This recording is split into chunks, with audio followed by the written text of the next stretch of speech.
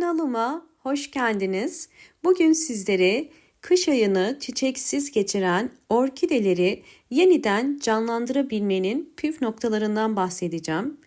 İlkbahara girmeden kış ayının son günlerinde orkideleri yeniden canlandırabilmek için yapmanız gereken bazı metotlar var.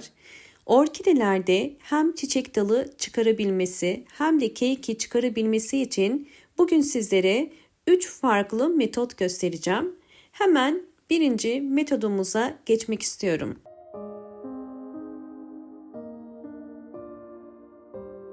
Orkideleri bugün tarçın kullanacağız.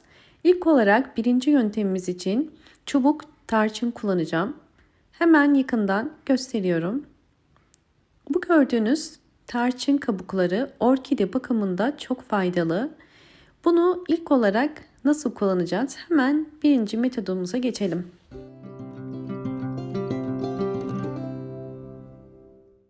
Bir tencereye bir tane çubuk tarçın koyuyorum ve üzerine 1 litre su koyuyorum.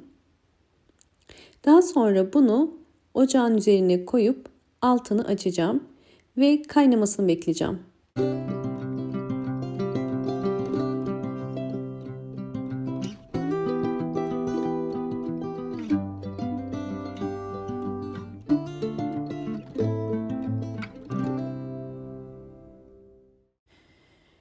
Kaynamaya başladı. 10 dakikadır kaynıyor. Sadece 10 dakika kaynatıyoruz ve şimdi ocaktan alıyorum ve bunu serin bir yerde bekleteceğim. Birinci metodumuz çiçekleri dökülen orkideleri dalını mutlaka budama yapmak gerekiyor. Çiçekleri solan orkide dalını doğru şekilde budarsanız orkide dalı hem keiki hem de yeni çiçek dalları çıkarabilir. Bunun için dikkat etmeniz gereken çiçeği dökülen boş boğumları kesmek. Her zaman dolu boğumları bırakıyoruz. Budama yaparken dolu boğum ile boş boğum arasından tek seferde keskin bir makas ile kesiyoruz. Ve geriye sadece boğumları dolu olan yerler kalıyor. Gördüğünüz üzere 2 dalı da budadım. Bakın bir hafta geçtikten sonra budadığım dal uçları bu şekilde kurudu. Zaman ile dal uçları kuruyacaktır. Şimdi sizlere ikinci metoda geçiyorum.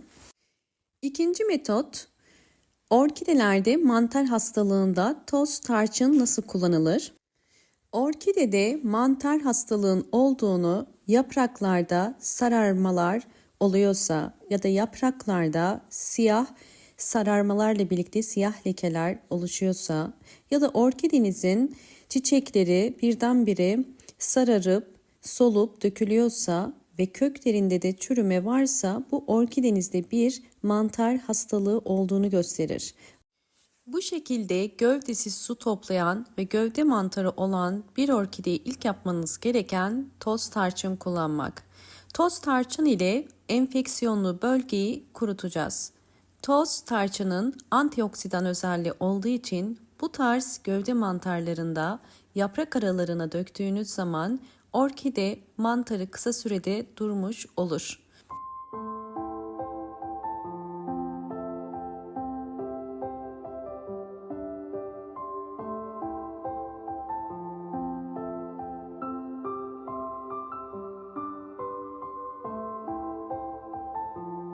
Üçüncü metot tüm yaprakları sararan orkide bakımı. Tüm yaprakları sararan orkide gövde mantarı çıkarmış demektir. Eğer ki sararma en dipten yani gövdenin içinden başlamışsa ve gövdenin iç kısmı bu şekilde siyahlaşmışsa bu gövdenin çürüdüğünü gösterir. Bu yaprakları kurtaramayız.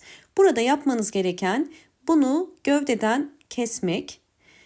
Bakın yakından gözüktüğü üzere gövde kısmı tamamen çürümüş. Yani bu orkide yeniden yaprak çıkarmayacaktı. Bu yüzden bu orkidenin tüm yapraklarını kopardım.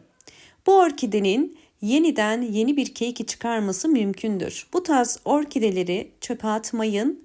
Şimdi dalını da kestim. Burada yapmanız gereken, bakın çürüyen gövde kısmına 1 çay kaşığı kadar toz tarçın döküyorum. Böylelikle bu enfeksiyonlu bölgenin kurumasını sağlayacağım ve bu orkidemiz yeniden keyik çıkaracaktır. Bunu bol güneş alan bir pencere kenarına koyabilirsiniz.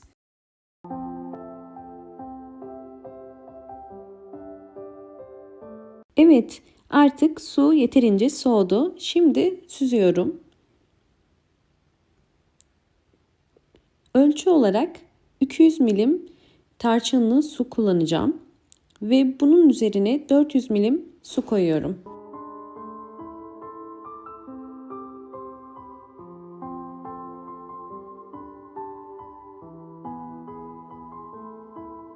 Şimdi orkide bakımında yine önemli 3. püf nokta, su vermeden önce köklere bakın. Eğer kökler bu şekilde gri ise su verin.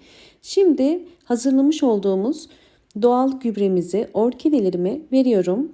Her bir orkide saksısı için 5 yemek kaşığı vermeniz yeterli. Yine bakın, özellikle kökleri çok çürüyen ve kalmayan kökleri varsa bu tarz orkidelerde de mutlaka yine kullanmanızı tavsiye ederim. Çünkü saksı içerisindeki çürüklerin durmasına yardımcı olur. Tarçınlı su hem orkidenizi böceklerden ve hastalıklardan korur, hem de orkidelerinize gübre olarak bol bol yeni çiçek dalı çıkarmasını kolaylaştırır. Orkidelerde yaprak sararmaları, dal sararmaları varsa yine tarçınlı suyu tavsiye ederim. Bol bol yeni yapraklar ve canlı sert yaprakları sahip olmasına yardımcı olur. Hemen sonuçları gösteriyorum. Öncesinde videomu buraya kadar izleyip beğendiyseniz bana destek olmak için hemen beğen tuşuna basıp kanalıma da abone olabilirsiniz.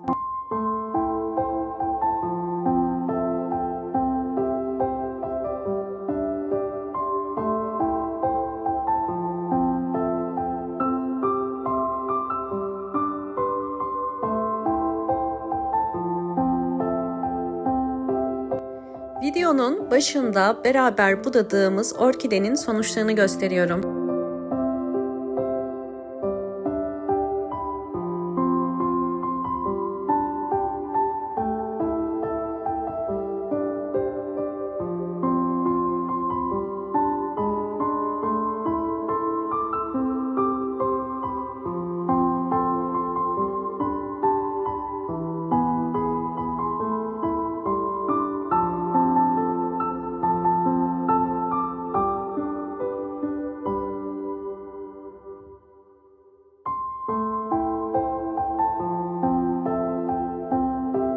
Gövde mantarından tüm yaprakları sararıp ve tüm yapraklarını kaybeden orkidemin sonuçları.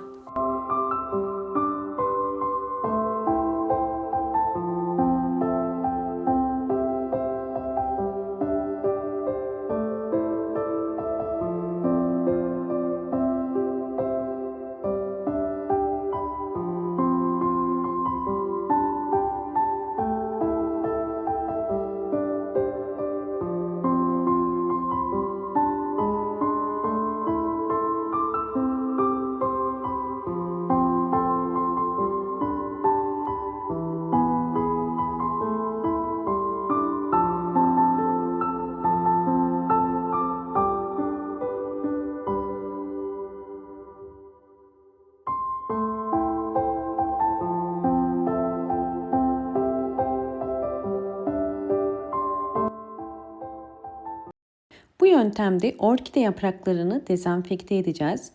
Tarçınlı su orkide yapraklarında oluşabilecek hastalık ve böcekleri de uzaklaştırır. Eğer orkidelerinizde yaprak hastalıkları varsa mutlaka tarçınlı suyu kullanın. Bu tarz sıvı bitki besinlerini düzenli olarak kullanmanız gerekiyor. Haftada bir ya da 2 haftada bir orkide yapraklarını bu şekilde silebilirsiniz. Ve böylelikle orkidelerinizin yaprakları daha canlı ve sert olacaktır.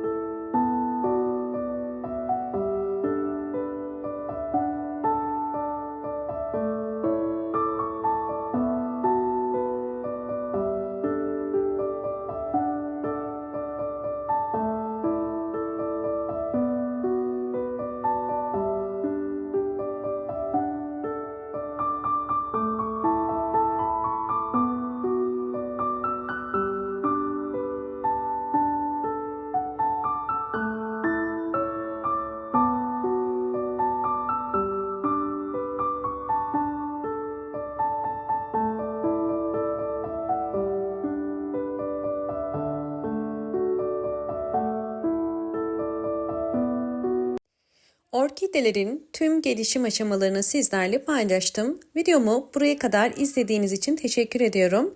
Videomu beğendiyseniz hemen beğen tuşuna basıp kanalıma da abone olursanız eğer çok mutlu olurum. Hoşça kalın, sağlıkla kalın.